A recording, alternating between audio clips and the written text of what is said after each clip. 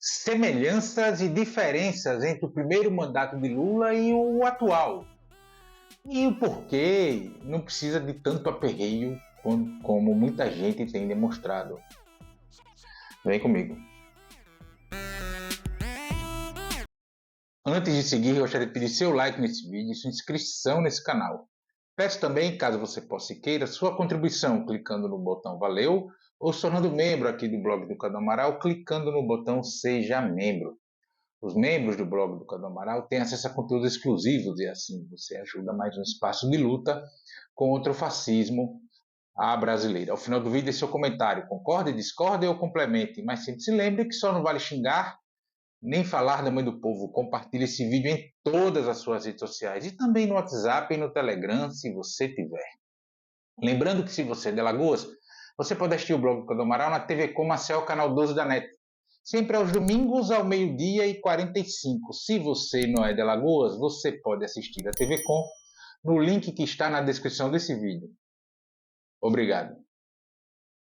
Quinta-feira, 30 de maio, são agora 2h30 da tarde, e aí eu lendo as notícias, as manchetes, tem vários institutos de pesquisa agora fazendo avaliação do governo, e aí a aprovação do governo queda, extrema-direita fazendo todo tipo de faniquito nas redes sociais, etc. Ou figuras do campo progressista demonstrando um grau de aperreio porque o Lula perdeu votações em Congresso, esse tipo de coisa, e etc. e tal, e você tem universidades cobrando em greve, cobrando salários e toda essa coisa. E eu, desde que já há algum tempo, isso me vem assim à mente, né, rapaz? Eu já vi esse filme, isso é um remake. Estamos vendo um remake, né? Uma recontagem da mesma história no cinema. E eu fui fazer pesquisas na internet e vi que, de fato, tem coisas muito semelhantes ocorrendo agora em 2024 que ocorreram lá em 2004, o segundo ano do governo Lula, terceiro, enfim. E também a gente tem as diferenças conjunturais, inclusive dentro da postura do próprio governo federal, dentro do próprio governo Lula. Por exemplo, semelhanças, a relação com o Congresso. O Lula elegeu em 2002 praticamente a mesma quantidade de eleitos em 2022. Praticamente a mesma quantidade. Né? Há 20 anos, em 2002, foram eleitos ali dos partidos próximos ao Lula. Na época era PT, o PL, que era o vice, né, do José Alencar, e o PCdoB, 128 parlamentares. Né? E neste ano, os partidos aliados ao Lula elegeram 123. Veja, a diferença não é nada. Né? Estamos falando de 5 parlamentares de diferença. A oposição também muito do mesmo âmbito ali na eleição. Na verdade, 2002 fez até mais, e depois os partidos migraram para a base do Lula, como agora. Mas aquilo não significou a aprovação em larga escala em tudo que o governo propunha. Não era isso que estava dado. Tanto é que tem várias manchetes da época falando de derrota do governo, né, o governo derrotado em Senado, perdeu isso, perdeu aquilo, questionando a capacidade de articulação do governo federal junto ao Congresso brasileiro, junto ao Congresso Nacional. Quando eu pesquisei pesquisas de avaliação, evidente, nem todos os institutos que haviam há 4 anos, há 20 anos, melhor dizendo, existem agora. Inclusive, na época, tem menos institutos. Mas, para a gente pegar, assim, os números, mais ou menos, por exemplo, o Lula chegou a ter somente 29% de aprovação em junho, de 2004. É menos do que as pesquisas estão dando para ele agora, em maio de 2024, 20 anos depois. E todo mundo sabe que o governo Lula foi reeleito. A gente ainda teve, no primeiro mandato do Lula, a farsa da ação penal 470, apelidada pela imprensa grande de mensalão. Inclusive, que tirou do jogo da articulação política ali do centro do poder, o José Dirceu, que tanto faz a opinião que você possa ter do José Dirceu, é inegável a sua capacidade de articulação política. Tanto é que a volta dele, a iminente volta dele à vida pública brasileira, com as ações sendo arquivadas, sendo retiradas, etc., gerou tanta notícia. A possibilidade dele de volta já como candidato a deputado federal é o que se aponta para 2026. O que a gente tem muita semelhança, né? As cobranças na base social. A gente teve lá a reforma da Previdência que o Lula fez, nós tivemos greve nas universidades por reclames de salário, infraestrutura, concurso público, todo esse tipo de coisa. O Lula 1, ele foi um governo mais liberalizante. Não vou dizer, o Lula nunca foi liberal, ele não é liberal, mas foi mais liberalizante ou menos social-democrata. O Lula girou a chave para a social-democracia dentro da realidade e das possibilidades da conjuntura brasileira e internacional do momento a partir da crise de 2008. Então, tem muito parecido com agora. Agora a gente tem uma relação com o Congresso conflituosa, em que muitas das votações o governo é derrotado no Congresso. Nós temos cobranças na base social, inclusive das universidades. Reclames muito parecidos. E nós temos, evidentemente, pesquisas de avaliação de governo que estão aquém do que a base de apoio, etc., se esperava, principalmente porque o que fica na memória é a avaliação de governo de quando Lula saiu após 2 mandatos, né, lá com 87% de bom e ótimo, coisa que valha. E sejamos francos, esse número não vai se repetir, é muito difícil que se repita, mesmo Lula sendo reeleito, se for candidato em 2026. O que é que a gente tem de diferença? Veja, eu falei que no Lula 1, o Lula ele só girou a chave para girar a chave para a social-democracia de fato a partir da crise de 2008. Então ele estava ali mantendo muita coisa do período Fernando Henrique, que foi o governo que o antecedeu, aqui e acolá, implementando políticas sociais. Tem muito disso agora também, né? Uma volta dos programas implementados pelos governos do PT, que foram destruídos no período Temer-Bolsonaro. E até do ponto de vista da população, continua sendo um remake, como eu falei, né? Falta essa coisa da novidade. É muito importante, o desemprego caindo, a renda aumentando, todo esse tipo de coisa, mas as perdas do passado não compensam agora a volta disso que está agora. E é a volta de algo que já existia. Então, para o eleitorado médio, é meio que, não, isso já tinha, então não tem muita novidade.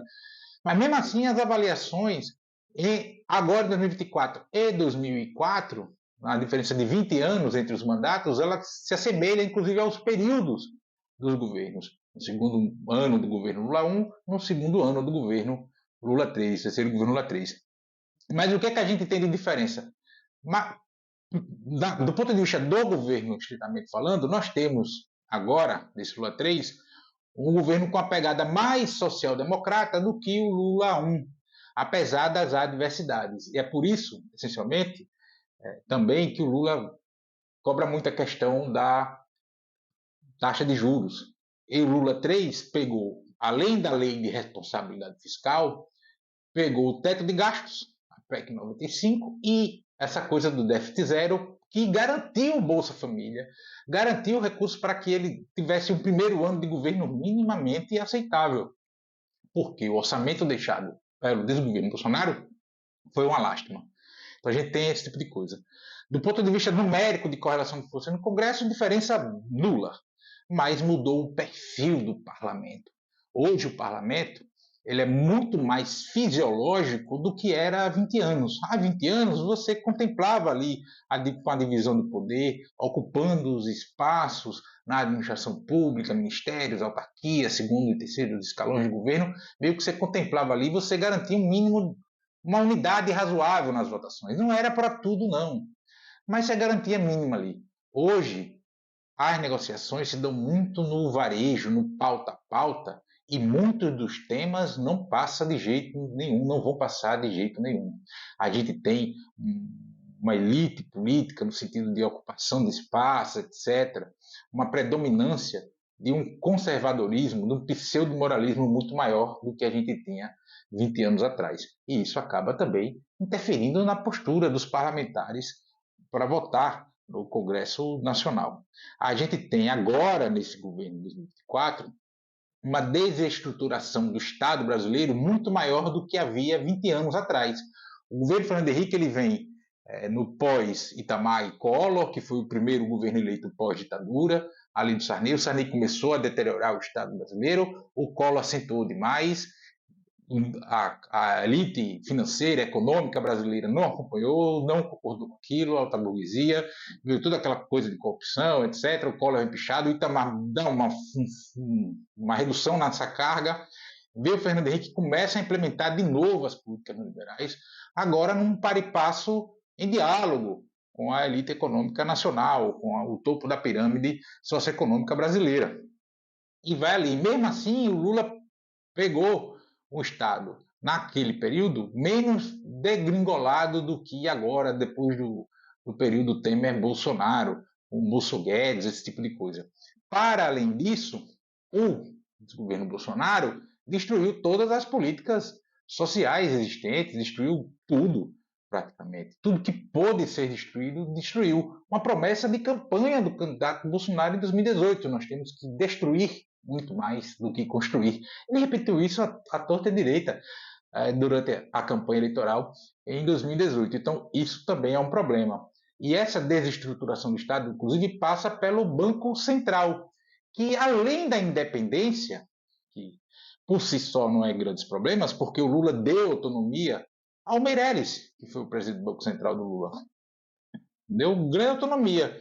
A diferença é que a gente tem agora um Banco Central jogando contra a macroeconomia brasileira, inclusive com suspeita, denúncia, está sob investigação, de que o Banco Central, junto com os agentes de mercado, ou seja, os banqueiros, manipulando dados do Boletim Focus, que faz a expectativa inflacionária de anos para frente, e isso interfere, serve como parâmetro para avaliação das taxas de juros no presente. Eu fiz um comentário aqui, isso foi uma denúncia que saiu no ICL, do Eduardo Moreira, e eu fiz um vídeo aqui comentando. Então, se você não assistiu, estiver assistindo pelo YouTube ou até mesmo pelo Facebook, volte alguns vídeos, 2, 3 vídeos, e você vai ver lá o comentário que eu fiz. Então, isso também é um fator determinante que atrapalha as ações do governo federal na macroeconomia, apesar de ter bons resultados do ponto de vista numérico. Desemprego em queda, renda em alta, subindo, geração de emprego, etc. Enfim. Uma outra diferença que a gente tem, e isso é importante a gente ter sempre no horizonte, é que há 20 anos a expectativa, assim, o antagonismo, era com aquela direita daquele tempo histórico, direita de 20 anos atrás, que era a direita liberalizante. O debate era se ia ter mais ou menos Estado, se era para privatizar tudo ou não, mas não tinha essa coisa da ameaça ao outro, ameaça à existência do diferente, do adversário político. Agora nós temos, e isso é um movimento internacional, global, a extrema-direita batendo a porta, o neonazifascismo batendo a porta, com as características do tempo presente, com as características dos locais em que elas estão inseridas, muito baseada em fake news, em uma mistureba da política com a religião, mais notadamente os neopentecostais, um militarismo aí atuando fortemente, e essa bagunça do Estado brasileiro nas relações entre os poderes, porque nesse processo a gente teve a questão do Lava Jato, que esculhambou o judiciário brasileiro, bagunçou, deteriorou. Os militares saíram da toca para fazer o seu projeto de poder e ocupar a política através dos espaços democráticos, mas usando a tensão de golpe o tempo inteiro para fazer jogo de pressão e conseguir mais recursos, etc., e entrando ali. Nunca se elegeu tantos militares quanto se elegeu em 2022. Mas o que a gente tem visto, e eu particularmente tenho visto muito, são análises muito angustiantes das pessoas, como se tudo tivesse acabado, o governo tivesse acabado, e as notícias da imprensa jogam nesse sentido, e isso não é verdade. Tem muito jogo acontecendo. Esse filme a gente já viu, ele é um remake, mas você tem as diferenças, que são essas que eu coloquei. Né? A questão do Banco Central, que atrapalha significativamente, nós temos uma extrema-direita batendo na porta, golpista, sabotadora, não é o governo, é o Estado brasileiro. Em paralelo, parlamentares com mais fome por emendas, com mais desejo e com o instituto do impeachment banalizado após o golpe de 2016. Então, isso também serve de jogo de pressão, mesmo que psicológica, apesar de termos um Lula mais social-democrata no terceiro mandato do que foi no primeiro mandato do Lula 1.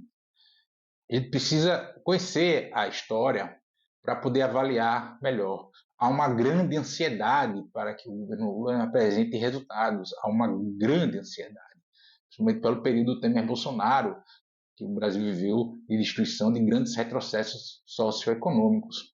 E está tudo bem haver essa ansiedade. Mas é preciso entender o jogo da correlação de forças, de avanços e retrocessos em políticas, em medidas, etc. Enfim. O que nós estamos vendo agora é meio que um repeteco de 20 anos atrás. O desdobramento de 20 anos foi reeleição do Lula e um segundo governo melhor que o primeiro. Se teremos isso de novo, não dá para dizer. Quem arriscar dizer qualquer coisa nesse sentido está bancando a mãe de Ná. Sob o ponto de vista eleitoral, o Lula foi reeleito de forma acachapante. Mesmo ele sendo candidato em 2026, dependendo do número de aprovação dele, nessa hipótese eu não acredito mais. Eu acho, por exemplo, que nós vamos ter 3, 4 eleições presidenciais com diferença de 2% dos votos para o vencedor, entre 2% e 4% dos votos, e apertado como foi em 2022. Mas não dá para ter aperreio, não dá para ter agonia, porque quem morre de véspera é peru de Natal.